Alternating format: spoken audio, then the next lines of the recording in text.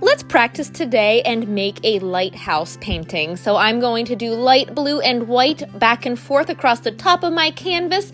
And we're really going to practice our clouds today. I'm going to fill up my entire sky with a cloud texture, just taking white paint on the same brush, tilting the handle towards me so we're using just the side of the brush, and bouncing in an amoeba shape. It's not a perfect oval, not a perfect circle, but bouncing in a texture that is uneven. And see how the bottoms of the clouds look kind of funny? I am doing back and forth strokes underneath them to help blend it. You can really do back and forth strokes wherever you feel like the cloud looks funny to blend it back into the background.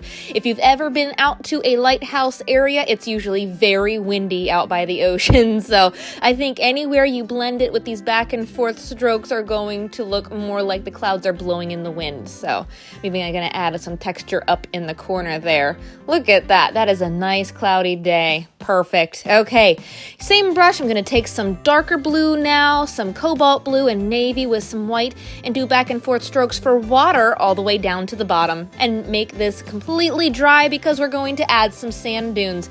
Taking a medium round brush, you know how lighthouses are usually up on a hill. I'm going to do a hill on one side, but have the peninsula dip down so that you can see water behind it. I'm going to do like a sand dune in the front for some foreground. There we go. Taking some dark brown while it's still wet, I'm going to shade these sand dunes a little bit. Perfect. You can fix up the water. I'm going to add a little bit more white for waves. We're playing around today. Now to paint the lighthouse tower, I'm taking my medium round brush, doing two lines tilted in towards each other slightly at the top. You can make it as tall as you want. Fill it in with up and down strokes, clean up the top, and let's give it a top hat for the tip. I'm going to do red with a detail brush, thin line, and then a slightly smaller, thicker line up on the top. Looks like a hat.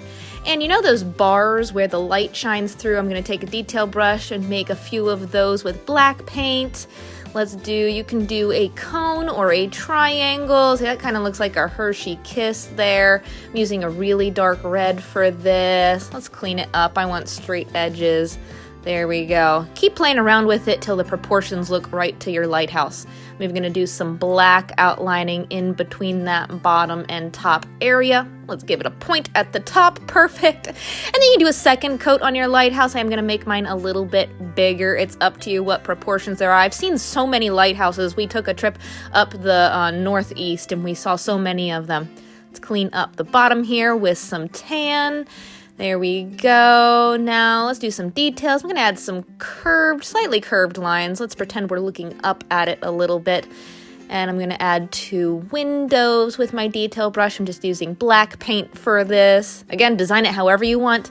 And notice how I'm using this white medium round brush. It's actually a makeup brush, another one. It's the smaller round brush, I call it. Another one I got from the Dollar Tree, but I love the texture this gives. I'm taking some dark green and just bouncing in some green texture for plants along my sand dunes. You could use a fine sea sponge or even a crumpled up paper towel for this, but I like the texture of this brush for whatever reason because it has more of a flat top. Let's even do some of these behind the lighthouse. I like it. And take some white and just add some highlights to these. Again, we're playing today. Then let's see, detail brush. I'm going to add some of those cattail plants. I'm taking some dark brown and green and adding some tall grasses, just pulling up from these grassy textures on the sand dunes. And to add the cattails, I'm going to show you one of my favorite methods. It's using a fan brush. I take dark brown, tan, and white at the tip, and I turn it so that the dark brown is towards the grass, and I just tap it. Tap, tap, tap, and that makes the shape of a cattail in one stroke.